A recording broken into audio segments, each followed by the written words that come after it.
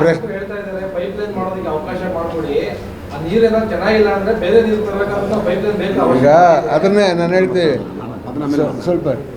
ಹೌದು, ಟ್ಯಾಕ್ಸ್ ಕಟ್ಟೋರು ನಾವು. ನಮ್ದು ಮಾಡಿದ ಆ ದುಡ್ಡು ಯಾರ್ದು? ಶಾಸಕರು ಮನೆ ದುಡ್ಡು ಅಲ್ವಲ್ಲ, ಸಾರ್ವಜನಿಕರು ದುಡ್ಡು ತಾನೆ. ನಾವು ಅಪೀಲ್ ಮಾಡ್ತಾ ಇದ್ದೀವಲ್ಲ, ಅದು ಸರಿನಾ ತಪ್ಪ ಅನ್ನೋದನ್ನ ಅವ್ರನ್ನೇ ಆ ನೀರನ್ನ ಏನು ಇವತ್ತು ಬಿಟ್ಟಿದ್ದಾರೆ ಬರಲಿ ನಮ್ಮ ಜೊತೆಯಲ್ಲಿ. ಚಿಕ್ಕಬಳ್ಳಾಪುರ ಮತ್ತು ಕೋಲಾರದಲ್ಲಿ ಈ ಪಾಂಪ್ಲೆಟ್ ಹೊಡ್ತಿರೋದು ಅವ್ರೇನು ಬೇರೆ ತಲೆ ಕೆಟ್ಟಿದೆಯಾ? ನಾವೆಲ್ಲ ಮಾಡಿರೋದು ಅಲ್ಲ. ಅದು ನಮಗೆ ಬೇಡ, ನಿಲ್ಲಿಸಿರೋದು ಬೇಡ, ಈಗ ನಡೀತಾ ಇರೋದು ಹೇಳೋಣ. ಈಗ ಕೋಲಾರ ಜಿಲ್ಲೆಯವ್ರನ್ನ ನಾವು ಹೇಳಿದ್ದೀವ ಪಾಂಪ್ಲೆಟ್ ಮಾಡಿ ಎಲ್ಲರೂ ಜನಗೆ ಅವೇರ್ನೆಸ್ ಮೂಡಿಸಿ ಅಂತ ಹೇಳಿದ್ದೀವ. ಶಾಸಕರು ಅಲ್ಲಿ ಬರಲಿ, ಅವ್ರನ್ನ ಬೈಲಿ, ಯಾಕಪ್ಪ ಹಿಂಗೆ ಮಾಡ್ತಾಯಿದ್ದೀವಿ, ನಾವೆಲ್ಲ ಮಾಡ್ತಾಯಿದ್ದೀವಿ ಅಂತ ಹೇಳಿ ಬರಲಿ. ಆಗ ಆ ರೆಸ್ಪಾನ್ಸ್ ಅವರು ನಾವು ಹೇಳೋದಕ್ಕಿಂತಲೂ ಅನುಭವಿಸಿರೋರು ಹೇಳಿದ್ರೆ ಆಗ ನಾವು ಒಪ್ಕೊಳ್ತೀವಿ. ಅದಕ್ಕೆ ಅವರು ಸಮಾಧಾನ ಹೇಳಿ.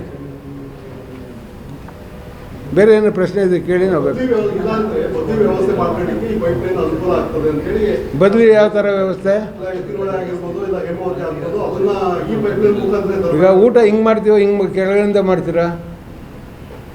ಈಗ ನೀರು ಫ್ಲೋ ಮಾಡೋಕ್ಕೆ ಯಾವ ಕಡೆಯಿಂದ ಮಾಡಿದ್ದಾರೆ? ಕೆಳಗಡೆಯಿಂದ ಮೇಲಕ್ಕೆ ಹೋಗಿ ಮಾಡಿದ್ದಾರೆ. ಬದಲಿ ವ್ಯವಸ್ಥೆ ಹೆಂಗೆ ಮಾಡಿಬಿಡ್ತಾರೆ ಆ ಲೈನ್ಗೆ? ಈಗ ದೊಡ್ಡ ಪೈಪು ನೋಡಪ್ಪ, ಅಲ್ಲ ಅವ್ರು ಕೇಳಿ ಪ್ರಶ್ನೆ ಇರಲಿ, ಕೇಳಿದ್ದಾರೆ. ಈ ಕಡೆಯಿಂದ 6 ಅಡಿ ಪೈಪ್ ಹೋಗಿದೆ. ನಿಮಗೆ ಎಂಟು ಪೈಪ್ನ ಅಲ್ಲಿಂದ ಬಿಡ್ತೀವಿ ಅಂದರೆ ಅಲ್ಲಿ ಒಂದೂವರೆ ಅಡಿ ಪೈಪ್ ಅದೇ. ಉಲ್ಟಾ ಹೆಂಗೆ ಬಿಡ್ತಾರೆ? ಅರ್ಥ ಮಾಡ್ತಾ? ಬದಲಿ ವ್ಯವಸ್ಥೆ ಹೆಂಗೆ ಮಾಡೋಕ್ಕೆ? ಈ ಕಡೆಯಿಂದ ಪಂಪ್ ಮಾಡೋದು 6 ಅಡಿ ಪೈಪ್ನಲ್ಲಿ, ಇಲ್ಲೆಲ್ಲ ಬಂದ ಮೇಲೆ 1.5 ಅಡಿಗೆ ಬಂದಿದೆ. ಬದಲಿ ವ್ಯವಸ್ಥೆ ಆ ಕಡೆನೇ ಮಾಡಬೇಕು, ತಿರ್ಗಾ ಉಲ್ಟಾ ಹಂಗೆ ತಂದುಬಿಡ್ತಾರ? ಇದು ಜನಗಳಿಗೆ ಕಣ್ಣೋರ್ಸೋ ಮಾತಾಡ್ತಾರೆ. ಟೆಕ್ನಿಕಲ್ ಆಗಿ ನಮ್ಮ ಮುಂದೆ, ನಮ್ಮಂಥವ್ರ ಮುಂದೆ ಸಂವಾದಕ್ಕೆ ಕೂತ್ಕೊಳ್ಳಿ, ನಾನು ಮಾತಾಡ್ತೀನಿ. ವಿರೋಧ ಪಕ್ಷದವರು ನಾಯಕರು ಶಾಸಕರನ್ನು ಭೇಟಿ ಮಾಡೋದಕ್ಕೆ ಸಮಸ್ಯೆ ಇದೆ ನೋಡಿ. ಸ್ವಲ್ಪ ಅದ್ರ ಬಗ್ಗೆ ಮಾತಾಡ್ತೀವಿ.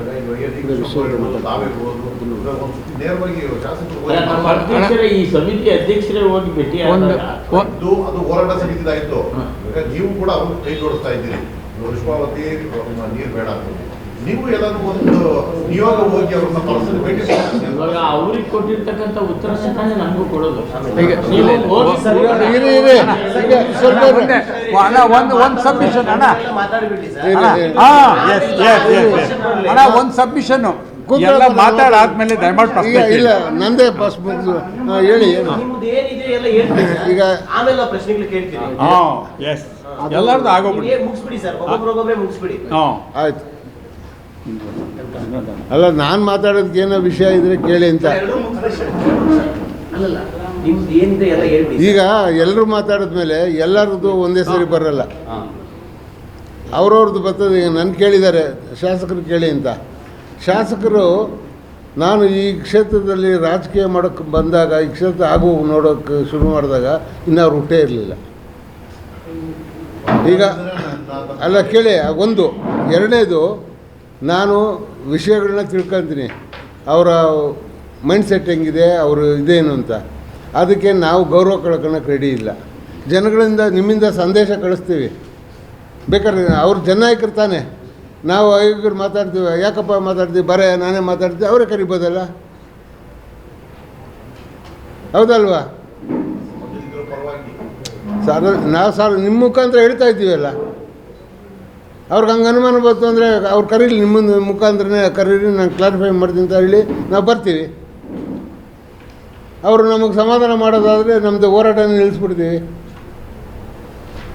ಈಗ ಒಂದು ನಮ್ಮ ಏನು ಇವತ್ತು ವೃಷಭಾವತಿ ಹೋರಾಟ ಸಮಿತಿ ಮಾಡಿದ್ದೀವಿ, ಆ ಹೋರಾಟ ಸಮಿತಿ ಅನಿಸಿಕೆಗಳೇ ನಾವು ಹೇಳ್ತಾ ಇರೋದು. ಈಗ ಆಲ್ರೆಡಿ ಮೆಮೊರಾಂಡಮ್ ಕೊಟ್ಟಿದ್ದೀವಿ, ಅದಕ್ಕೆ ಉತ್ತರ ಕೊಡಲಿ ಅವರು. ಈಗ ನಾನು ಕೇಳಿದ ಮೇಲೆ ಇನ್ನೊಬ್ಬರು ಅವರು ಬರಲಿ ನೀವು ಪ್ರಶ್ನೆ ಮಾಡಿದ್ರೆ ಎಲ್ಲರೂ ಕೇಳೋದ್ರಿಂದ ಪ್ರಯೋಜನ ಏನು? ಮಾಡೋ ಇಚ್ಛಾಶಕ್ತಿ ಅವ್ರಿಗೆ ಇರಬೇಕೇ ವಿನಃ ನಾವು ಹೋಗಿ ಕೇಳೋದಲ್ಲ. ಈಗ ಇದು ನಡೀತಾ ಇರೋದು ಅವ್ರಿಗೆ ಗೊತ್ತಲ್ವ? ಸಾಕಷ್ಟು ಸಭೆಗಳು ಮಾಡಿದ್ದೀವಿ, ಸಾಕಷ್ಟು ಹೋರಾಟಗಳು ನಡೀತಾ ಇದ್ದಾವೆ. ಮುಂದಿನ ದಿನ ಕೋರ್ಟ್ ಇದೆ, ಅದ್ರ ಕಾನೂನುಬದ್ಧವಾಗಿ ಏನಾಗುತ್ತೆ ಆಗುತ್ತೆ. ನಮ್ಮ ಹೊಟ್ಟೆ ಊರಿನ ಗೊತ್ತಾ, ಕೋರ್ಟಲ್ಲಿ ಹೋದಾಗ ಇದನ್ನು ಇವೇ ಸಾಕು ನಮಗೆ ಡಾಕ್ಯುಮೆಂಟು. ನಮ್ಮ ಸಾರ್ವಜನಿಕ ಟ್ಯಾಕ್ಸ್ ಮನಿ ಪೋಲಾಸ್ ಅದೆಲ್ಲ ಅದು ಹೊಟ್ಟೆ ಊರಿ. ಮತ್ತೇನು ಇದ್ರೆ ಹೇಳ್ಬಿಡಿ. ಈಗ ಎಲ್ಲರೂ ಒಟ್ಟಿಗೆ ಕೇಳಕ್ಕೆ ಹೋದರೆ ಒಬ್ಬರೇ ಮಾತಾಡಿದ್ರೆ ಎಲ್ಲರೂ ಕೇಳ್ಬೋದು. ಸಮರ್ಪಕವಾಗಿ ನಿಮ್ಮನ್ಸಿಗೆ ಪ್ರಕಾರ ಈ ಶ್ರಮವತಿಗೆ ಸಂಪೂರ್ಣವಾಗಿ ತೀರಾಗಿ ಬರಲ್ಲ ಅಂತೇಳಿ ನೀವು ಹೇಳ್ತಾ ಇರೋದು. ಈ ಇಡೀ ವಿಶ್ವದಲ್ಲಿ ಕೇಳಪ್ಪ, ಇಡೀ ವಿಶ್ವದಲ್ಲೇ ಈ ಪ್ಲ್ಯಾನು ಸಕ್ಸಸ್ ಆಗಿಲ್ಲ. ಇಡೀ ವಿಶ್ವದಲ್ಲಿ, ನಮ್ಮ ಭಾರತ ಅಲ್ಲ, ನಮ್ಮ ಕರ್ನಾಟಕ ಅಲ್ಲ, ಇಡೀ ವಿಶ್ವದಲ್ಲೇ ಮೂರನೇ ಹಂತದ ಟ್ರೀಟ್ಮೆಂಟ್ ಮಾಡಬೇಕು ಅಂದರೆ ಅದ್ರ ಕಾಸ್ಟು ದ್ವಿಗುಣ ತ್ರಿಗುಣ ಆಗುತ್ತೆ. ನೀರೇ ಈ ಕೋಲಾರ ಜಿಲ್ಲೆ ನರಸಾಪುರಕ್ಕೆ ಹೋಗಿರೋದು. ಅವರೇ ಇದನ್ನು ದನಗಳಿಗೂ ಕುಡಿಸ್ಬೇಡಿ, ಹುಷಾರಾಗಿರಿ ನೀವು ಮಕ್ಕಳು ಅಲ್ಲ, ಪಂಚಾಯತಿ ಕೂಡ ನೀರು ಕುಡಿಬೇಡಿ ಅಂತ ಹೇಳವ್ರೆ ಪಂಚಾಯತಿ ಅಧ್ಯಕ್ಷರು. ನಾವಲ್ಲ ಹೇಳಿರೋದು, ಪಂಚಾಯತಿ ಅಧ್ಯಕ್ಷರ ಪಂಚಾಯತಿಂದ ನೀರು ಕೊಡೋದನ್ನು ಕುಡಿಬೇಡಿ, ಇದು RO ವಾಟರ್ ಕುಡೀರಿ ಅಂತ ಹೇಳವ್ರೆ.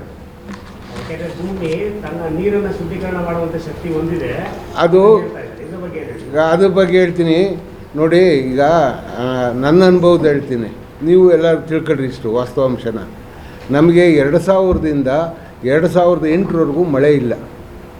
ಬೋರ್ವೆಲ್ಲು ಮೊದಲು 2000ಕ್ಕೆ ಮೊದಲು 60 ಅಡಿ 80 ಅಡಿಗಿತ್ತು. ಆಮೇಲೆ 100 ಅಡಿಗೆ ಹೋಯ್ತು, 200 ಅಡಿ, 300, 1600 ಅಡಿಗೆ ಹೋಯ್ತು. ಕೋಲಾರ ಚಿಕ್ಕಬಳ್ಳಾಪುರದಲ್ಲಿ ಆಗ ನೀರೇ ಇಲ್ವಲ್ಲ ಅನ್ನೋ ಭಯ ಬಂತು.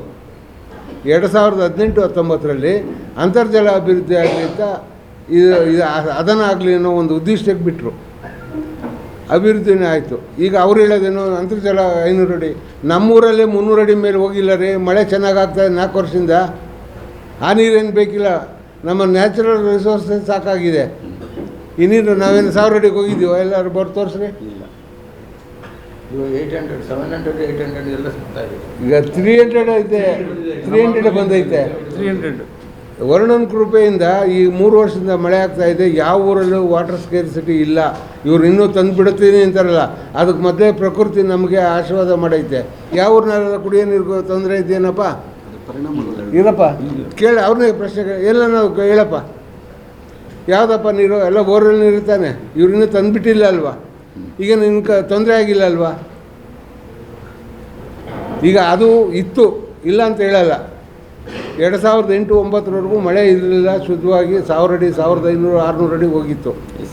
ಆಗ ಏನೋ ಇದು ವಾಟರ್ ಟೇಬಲ್ ಮೇಲೆ ಬರಲಿ ಅಂತ ಚಿಕ್ಕಬಳ್ಳಾಪುರ ಮತ್ತು ಕೋಲಾರಕ್ಕೆ ಮಾಡಿದ್ರು. ಅಲ್ಲಿ ಏನೋ ಬಂತು ಅಂತ ಅಂದರು. ಈಗ ಅವ್ರು ನಿಮ್ಮ ನೀರೇ ಬೇಡ ಅಂತಾರೆ. ಪ್ರಕೃತಿನೇ ಅವ್ರಿಗೆ ರಕ್ಷಣೆ ಮಾಡಿದೆ. ಈಗ ಇವ್ರು ಹೇಳೋದೇನು ಹೊಸದಾಗಿ ನಮ್ಗೆ 10 ಅಡಿಗೆ ಬರ್ತವೆ ನೀರು ಅಂತ ಹೇಳೋರ? ಅದು ಪ್ರಮೇಯ ಇಲ್ಲ. ಅಂಥ ದಿವಸ ಬಂದಾಗ ಇವರು ಹೊಸ ಟೆಕ್ನಾಲಜಿ ಬರೋದು. ಈಗ ನೋಡಿ, ಶುದ್ಧೀಕರಣ ಮಾಡೋದು ಈಗ ಕಳೆದ 25 ವರ್ಷ ಮುಂಚೆ ಗೊತ್ತಿರಲಿಲ್ಲ ನನಗೆ. 2ನೇ ಹಂತ 1ನೇ ಹಂತ ಅನ್ನೋದು ಗೊತ್ತಿರಲಿಲ್ಲ. ಬರ್ಬೋದು 3ನೇ ಹಂತ 4ನೇ ಹಂತನೂ ಬರ್ಬೋದು. ಅದುಗಳು ಕಾಯನ ಈಗ ಸದ್ಯಕ್ಕೆ ಬೇಕಿಲ್ವಲ್ಲ? ನಮಗೆ ಆಲ್ರೆಡಿ ಬಂದ್ಬಿಟ್ಟಿದೆಯಲ್ಲ ಪೈಪ್ಲೈನು ಹೇಮಾವತಿ ಎತ್ತಿನೊಳೆಯಿಂದ. ಬೋರಲ್ಲಿ 19 ಬೋರಲ್ಲಿ ಈಗಲೂ ಬರ್ತಾ ಇದೆ ನೀರು, ನ್ಯಾಚುರಲ್ ವಾಟರ್ ಬರ್ತಾ ಇದೆ. ಅಲ್ಲ ಇಲ್ಲಿ ಅದು ಅವ್ರಿಗೂ ಅವ್ರನ್ನೇ ಪ್ರಶ್ನೆ ಮಾಡೋಣ. ನಮ್ಮ ತಾಲೂಕಿನಲ್ಲಿ ಎಲ್ಲಾದರೂ ಕುಡಿಯೋ ನೀರಿಗೆ ಯಾವ ಪಂಚಾಯತಿನ ತೊಂದರೆ ಇದೆ, ಎಲ್ಲಿ 1000 ಅಡಿಗಿಂತ ಜಾಸ್ತಿ ಹೋಗಿದೆ, ಸರ್ವೆ ಮಾಡಿ. ಆಯಿತು, ಅಲ್ಲಿ ಅಂತರ್ಜಲ ಇಂಪ್ರೂವ್ ಮಾಡ್ತಾರೆ, ನಾವು ಒಪ್ಕೊಳ್ಳೋಣ. ಈಗಾಗಲೇ ಪ್ರಕೃತಿನ ನಾವು ಅಂತರ್ಜಲ ಇಂಪ್ರೂವ್ ಮಾಡಿಕೊಟ್ಟಿದೆ. ಇವ್ರೇನು ಮಾಡಬೇಕಾಗಿಲ್ವಲ್ಲ?